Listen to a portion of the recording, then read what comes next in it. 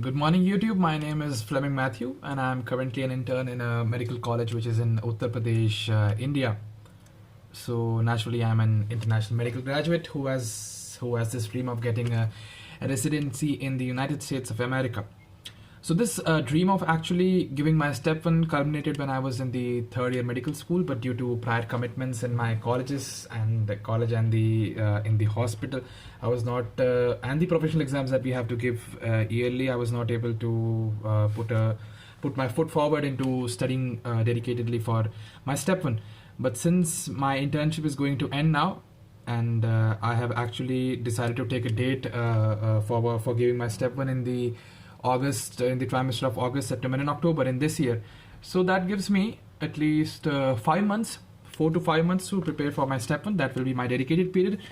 And right now, which I've come to realize is very essential, before I jump onto my dedicated period, I have subscribed for a free self-assessment examination, which is being provided by amboss.com, free of cost, which will take place between February 22nd and March.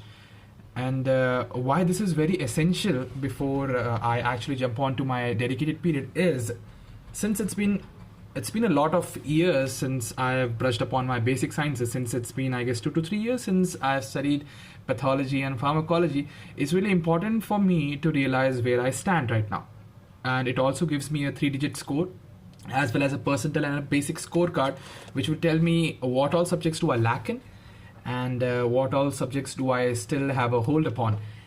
And since it's in 10 to 20 days, what I have thought of is I will brush upon my pathology through Pathoma. So here's my Pathoma. I bought the book and I have it unbound and placed in plastic folder so I could review it unit wise. And the first resource that I'm going to use for the self-assessment is Pathoma. The second is the Sketchy Micro, and the third is the Sketchy Farm. No biostats and no other subjects for me. So since I have this time crunch, I will be sticking to these three resources, and I'll try to. I'm thinking that I'll be at least able to attempt 30 to 40% questions on my self-assessment examination, and this will act as a footstool upon which I have to build my knowledge further. So after this self-assessment ends, I will certainly update you upon how it went, and I'll certainly make a video on whether this short-term goal was successful for me. And once my dedicated period starts, I have actually thought about specific resources that I'll be reviewing, and I would not jump any further from these resources. So through these 3 years, from my third year, fourth year, and the intern year, I have come to settle upon some basic resources that I'll be reviewing. And the main resource that I'll be following is Boards and Beyond. I bought an active subscription to Boards and Beyond, and it has lectures by a certain cardiologist, Dr. Ryan. He's really good at his job. It's high yield, it's crisp, and it has videos upon at least on every subject that is tested upon step one. And for pathology, as I already said, I'll be reading my Pathoma, and together with Pathoma, I have come to realize that Dr. Golian, the ancient and the golden resources by golden lectures, golden audio recorded lectures by Dr. Golian they are time tested and they are still very high yield, and it's really beautiful to hear him speak. So I'll be using Dr. Golian's audio lectures and Dr. Sata's Pathoma. And for my farm and micro, as I've already said, I'll be using the Sketchy Farm and Sketchy Micro. And for other subjects, I'll be using my Boards and Beyond. To go with the Boards and Beyond, it's absolutely essential. If you are an IMG, let no one tell you otherwise. But the most important, the absolute important resource to your step one preparation is not first aid, it's not Sketchy, it's not Pathoma, it's not any other resource, it's an active Q bank. Now why I am telling you this is, like, just 1 month ago, I reviewed through my first year 2019. I was going through this unit of endocrinology from my first year, and I also reviewed it. I also reviewed it from Pathoma. And when I sat down to do a block of endocrinology, I was really sad to see the results. I was only getting, I guess, 12 to 13 questions right from the 40 question block, and it was not because some new information was being tested in there, but it was because all the information that I had actually gathered from reading the first aid and pathoma, I was not able to actually apply it on the question stem. They would put in random graphs, they would put in random clinical researches and studies which you would not be which is not given word to word in your book.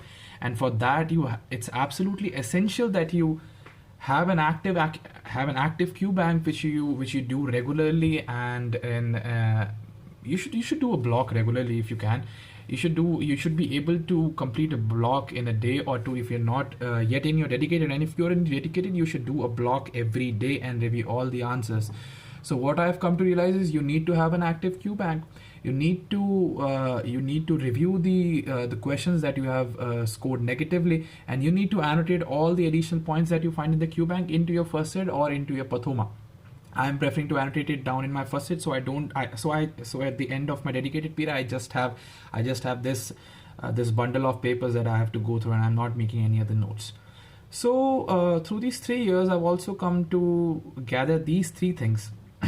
First, I've already told you, is to get an active subscription to question bank. Right now I'm using Amboss Q bank, and as I shift to my dedicated period, I'll buy Q bank from UWorld, and I'll be it's the UWorld is time tested. You don't need me to tell you, you don't need me to school you that you need to buy UWorld. It's time tested, everyone uses it, everyone has come to realize that it's absolutely good. I've also come to learn that if you can manage to, you must get a study partner.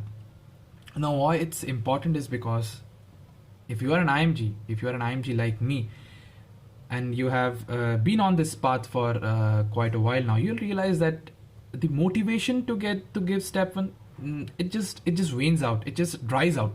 You have to go to your seniors who have cleared it. In my case, I have many seniors who have cleared the step one examination, and some who are on the path of getting residency, and some who have already grabbed a residency. I have to go back to them again and again because my inspiration runs out.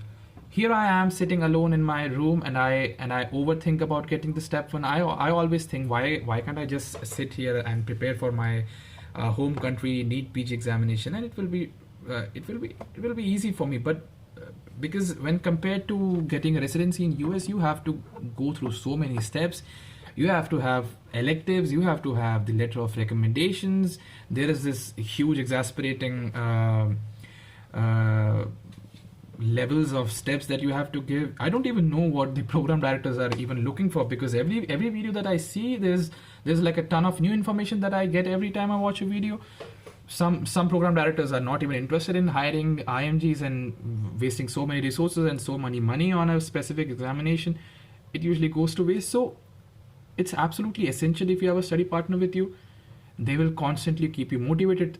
There'll be some days when you don't have enough motivation, and they are there to get you charged and tell you like there's hope, people have done it, and you will do it. There'll be some days when they'll be devoid of inspiration, and you can help them. And it also helps to review between the resources that you have bought. It also helps to match how long you have come and how long they have come. So it's absolutely essential to get a study partner if you can afford one. The third thing that I've come to realize is you need to take regular self-assessment examination. If you have the money for that, it will be really helpful to take it bi-weekly, I guess, or every 3 weeks, or every month if it's possible. But you need to take regular self-assessment examination from NBMEs or the UWSAs or the ones that Amboss provides. It's really essential to track your progress.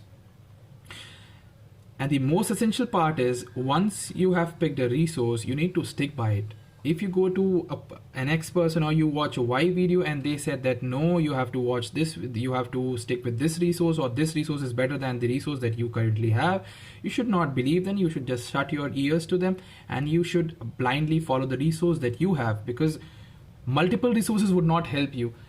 A continuous revision and the review of a single resource will help you in the long run, because there is no new information that the new resource is going to give you. It's just presented in a very different way.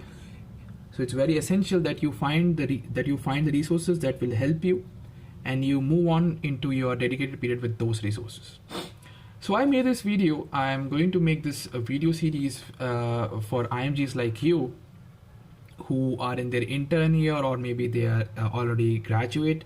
They have already graduated, or they are in their medical school. So it's for you to see how an IMG can actually study for step 1 successfully and get a residency successfully. So I'll be making these videos regularly. I'll be updating you with what all progress I have made, what all resources I've been using, and I'll certainly make a video on this self-assessment examination, how much I'm scoring. I know I'll fail.